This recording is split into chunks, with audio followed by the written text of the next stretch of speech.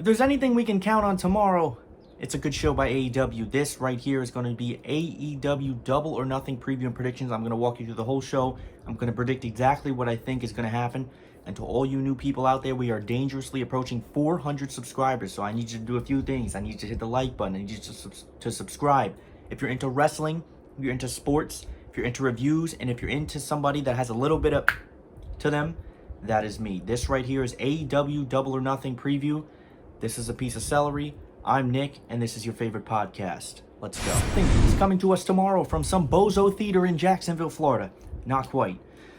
This is AEW's pay-per-view called Double or Nothing, and we are going to preview and predict exactly what I think is going to happen. When you look at this, there's a pretty good card on here. We even got a match inside of TIAA Stadium, is where the Jacksonville Jaguars play. And the one thing I like about that is that the Jaguars fans don't tend to make much noise because the Jaguars don't give them much to cheer about. But this show should, and there won't be any fans though, so that kind of contradicts exactly what I said. A couple of matches on this show. There's one show on the buy-in pre-show. Unfortunately, this show's a little bit more on the expensive side. $50 through Fight TV, $60 through cable. But if AEW tells you anything, it's that yes, these shows are $50, $60, but they're only 4 times a year, and they're definitely going to be worth it each and every time. I have not seen a bad AEW pay-per-view yet. But let's go through this card. There's some matches on here, some potential returns. The first thing I want to talk about is somebody mentioning the Revolt debuting. And for those of you that don't know who that is, Dash Wilder and Scott Dawson, formerly from WWE, potentially could screw the Young Bucks and make their debut. I wouldn't be surprised. It's not something that I think we would predict as it's going to happen, but it's one of those things where I look at it this way. I'm looking at it as, I don't expect it to happen. If it doesn't happen, I never thought it was gonna. But if it does, it wouldn't surprise me. That's the way I'm looking at it. Somebody mentioned that. The first match is the Private Party versus the Best Friends. Now, I don't have any type of visuals for this because I did not actually plan on going over this. 2 fan favorite tag teams will meet on the pre-show. The Private Party versus Best Friends, 2 tag teams that are definitely enjoyable. And to be honest with you, this is one of those matches that I think should make the main card. I think, honestly, when you look at both of these teams and how talented they are, the Best Friends are very popular. The Private Party is great in the ring. They're also very popular. I'm not one of those guys that really pays attention to pre-shows. When WWE does their pre-shows, they tend to do them, well, first off, WWE shows are way too long. Let's get that out of the way first. But this is one of those matches where I feel like I may actually watch because, first off, AEW has nailed tag team wrestling to an absolute perfection. There's a lot of things with AEW that I'm not really that kind of rub me the wrong ways. One of the things is their production, and I think that that's kind of a growing pain, one of those things that they're going to have to learn. But they got tag team wrestling down, and that is where the Revolt would make an interesting fit here. But AEW already has so many tag teams, so that's one of the things you got to think about. I don't really have a prediction here. I guess Best Friends. It's not really a match that a lot of people are really talking at heavily. But to open the show, now this is not in any order. I'm going to obviously preview the championship matches later on in the review. But to open the show is Dustin Rhodes versus Shawn Spears. Now this was actually added last minute to the show. Shawn Spears just issued him a challenge early in May, and he said, why not? The bout was announced official. This would probably be a good match. This is one of those matches where I wouldn't be surprised if it opened the show. Dustin Rhodes, obviously, he's towards the tail end of his career. I think it's going to be a good match. I personally, I feel like they should kind of give him a little bit more spotlight because he kind of went away for a while. But Shawn Spears, I'm a big fan of Shawn Spears. I love the Ty Dillinger gimmick in WWE, but I was not a big fan of Ty Dillinger. I love Shawn Spears. I like his whole aesthetic and just his whole presence, Shawn Spears. And I'm actually going to be interested in this match. Who's going to win? It's kind of tough because I don't think Dustin Rhodes needs to win. I'm not looking at it that way. I honestly think that, Shawn Spears should win this match, and that's who I'm going to really go with to win this match. This could be a nice singles match to open the show. When I look at the card, I'm kind of looking at a match that I probably would predict to open the show would be this match. So if we're going to get real technical with our predictions, I'm going to go with this match to open the show, but I'm going to say Shawn Spears gets the win. Now, the next match, one of the things that AEW has struggled with has been their building and their composure of the women's division. It's been very, very poor. And I don't think that that's completely the women's fault.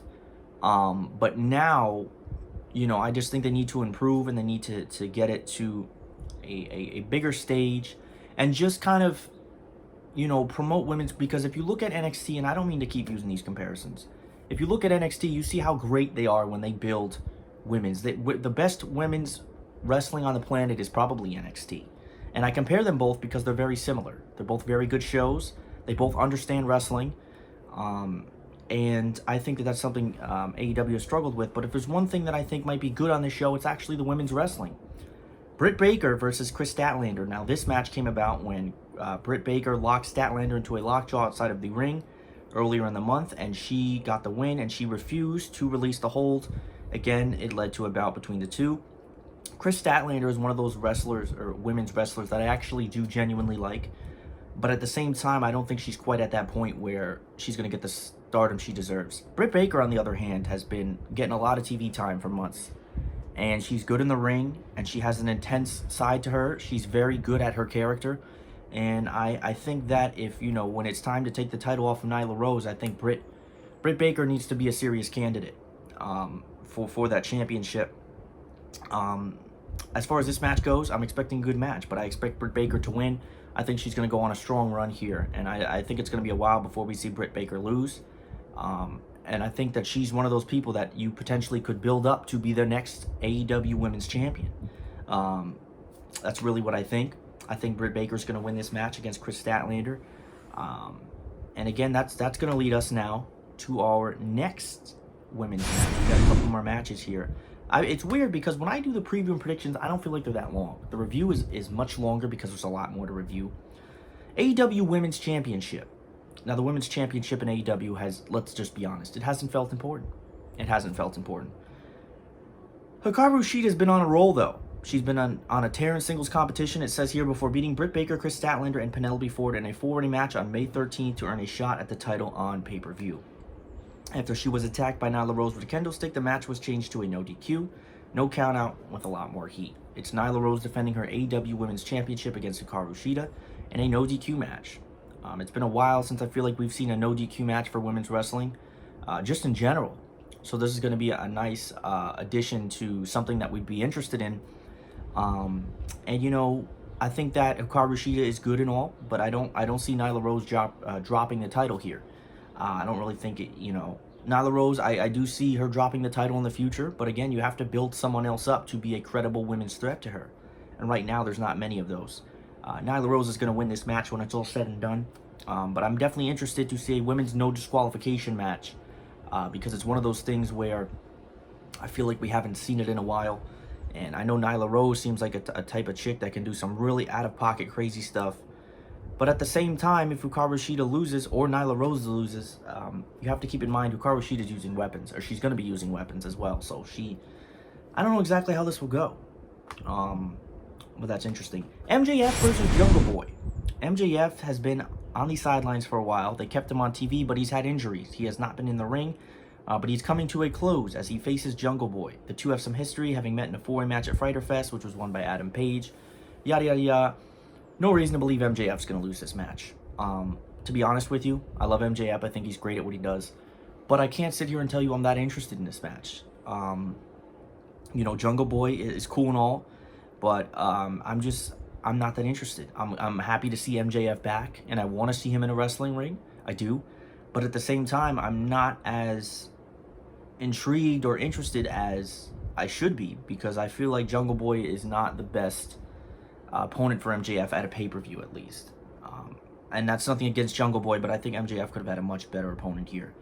But I'm going to go with MJF to win this match, just because I don't feel like it would make sense for him to lose. You know, he can be dirty, he can do whatever he wants going forward. Casino ladder match. This is one of the more intriguing matches and could potentially be the best ladder match of the night. The winner will get a title shot in the future. There are 8 participants that have been announced. There are 9 in total. The Casino ladder match features Darby Allin, Colt Cabana, Orange Cassidy, Rey Fenix, Scorpio Sky, Kip Sabian, Frankie Kazarian, Luchasaurus, and a mystery competitor. Before I get to who I think is going to be the mystery competitor, I'm going to tell you why most of the names in this match don't really need the win. I wouldn't mind seeing Rey Fenix win the match. just because I think that Rey Fénix is great at what he does, and I think that he's going to really put on a show if he does, because one of my friends actually told me, take a quick drink here. One of my friends actually told me, he's like, yo, Rey Fénix is injured. He might not be in the match. So, well, you got to keep in mind when you're hurt, you're going into a ladder match. You know, you don't want to risk that. Darby Allin has been starting to get a better build, and he's a guy that a lot of people like. I could see Darby Allin or Rey Fénix winning. I think if you took away the mystery competitor, Darby Allin would be the best guy to win this match. But Rey Fénix will definitely put on a show. Now, the mystery competitor, it's not going to be a return. It's probably going to be a debut. And that's where AEW has put this under circumstance. Now, does the mystery competitor win the match? Not always. But it all depends. Now, 2 names were dropped by my friend. The first one was very, very out of pocket. It was Rusev.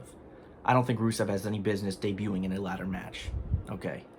I don't mind him debuting, and I think it's coming at some point. Maybe. The other one makes a lot of sense. EC3. EC3 was used like a pile of dog crap in WWE, and now he's on, well, he's independent, but we pretty much have it in our veins that we feel that EC3 is going to go to AEW. This would be the perfect spot for EC3. Put him in this ladder match, and if EC3 is in this match, he has to win. I think he should win, because I think he's been dealt a very poor deck of cards from WWE, and we know this. We know how talented he is, and he's one of those guys that I'm a big fan of. I'm not a big fan of a lot of guys that don't get much TV time, but I'm a big fan of EC3, and I would love to see EC3. I'll go with him as my mystery competitor, to be honest with you. I've heard a bunch of different names, but who's going to win this match? If the mystery competitor is somebody that nobody cares about, I'm going to go with Darby Allin. But if it's EC3, EC3 is going to win this match. The mystery competitor makes it interesting. The mystery competitor makes it interesting, and it sets it up for a nice debut. And I don't know. Part of me just says EC3. But I'll go with Darby Allin because we don't know who the competitor is. 3 more matches to go. This one is going to be a spot fest, and you knew that going right in. The Stadium Stampede was, well, these teams were scheduled to battle at Newark, New Jersey. I was supposed to go to that show. Obviously, the virus screwed everything up. Now they'll get to clash in the first ever Stadium Stampede match, which will be interesting. It's going to be I'm assuming an all-out brawl inside of Jaguars football stadium. We saw it happen a little bit on the go-home show for AEW. This is going to be interesting. Matt Hardy and the Elite will definitely win this match. I don't see the Inner Circle winning, unless that this is one of those feuds that they're going to carry on. But Matt Hardy and the Elite will definitely win this. The Young Bucks are back. This is going to be fun to watch. It's going to be one of those matches where you show someone that's never watched wrestling, and it's just going to be a spot fest and just crazy chaos. And it's something that we all should look forward to. Matt Hardy and the Elite definitely win. I don't really have too much hesitation about who I think is going to win. I'm definitely looking forward to this just to see the kind of crazy and chaotic things that they do that's out of pocket. But I'm definitely looking forward to it. Let's go with Matt Hardy and the Elite to win. Now, the 2 championship matches for the men. The first one is the TNT Championship. Now, the second that the TNT Championship tournament was made, I pretty much had my mindset that we all knew who the finals were going to be. We saw Cody on one side and this monster Lance Archer that they were building on the other. And we said they will meet in the finals. And here we are, the finals. Cody Rhodes is not going to win this. Some people are saying Cody Rhodes is going to win this match. I don't see it. I really don't. I don't see Cody Rhodes winning the match. Now, people are saying, well, Mike Tyson's here. Mike Tyson's going to be here. And that's another thing. It was announced a couple of weeks ago that Mike Tyson will be on hand to present the winner with the TNT Championship. That is another thing that makes it a must-watch show or match. I thought the match was going to be great to begin with. Then they added Mike Tyson. Mike Tyson will probably get a nice pay cut for this, or not pay cut. He will probably get a nice pay for this. We know that he actually, from what I was told the other day, he's entertaining a match with Evander Holyfield at some point in the future. But I'm sure AEW will pay him handsomely. And I think that that's great. I still think Lance Archer is going to win. A lot of people say, how can Lance Archer win and Cody not? Cody would be the guy that Mike Tyson would present it to. Well, I think this is what I think is going to happen. I think Lance Archer is going to win. Tyson's going to go to present him with the title, and he's going to yank it out of his hand like a jackass. Tyson's going to look and say, who does this guy think he is? Archer might get in his face, and I think Tyson is going to knock him out. And then him and Cody will celebrate post-match. Lance Archer wins. This is going to be a very good match. Where do they put it on the card? I don't think it's second to last, but I think it's going to be a very good match, and I'm looking forward to it. But let's go with Lance Archer to win. Main event time. Main event time. The AEW World Title's on the line. I like this match. I don't like the timing. Jon Moxley defends his AEW World Championship against Brodie Lee. This is not good, and let me tell you why it's not good. Moxley's been on top of the world since he's had the AEW World Title. I don't think he's lost a single match. But Brodie Lee debuts as this strong character that's the strong force behind all of these guys. So one of these guys has to lose this match. Unless they're going with a screwy finish and someone debuts, one of these guys has to lose this match. That I don't like. I don't think Moxley's time to drop the title is just yet. And I also don't think it's time for Brodie Lee to lose a match yet. I could see this match being vicious chaos and some surprise return, or somebody screws the ending. Or screws Moxley. Maybe somebody screws Moxley. Maybe somebody screws Brodie Lee. Not so sold on this being a clean finish. Because I don't think you can't have Moxley pinned yet. And Brodie Lee, you know, you're building a huge fire around him. You can't have him lose either. I don't really know. I'm more excited for the finish this match as I am for the match itself. But the match will be great. And this whole show will be great. But I'm going to go with Jon Moxley to retain his championship. Because I just don't think Brodie Lee's time is now. Unless there's a screwy finish. And I don't see Moxley dropping the title just yet. But ladies and gentlemen, thank you for listening, watching AEW Double or Nothing preview and predictions. I hope you all enjoy the show this weekend and continue to stay safe.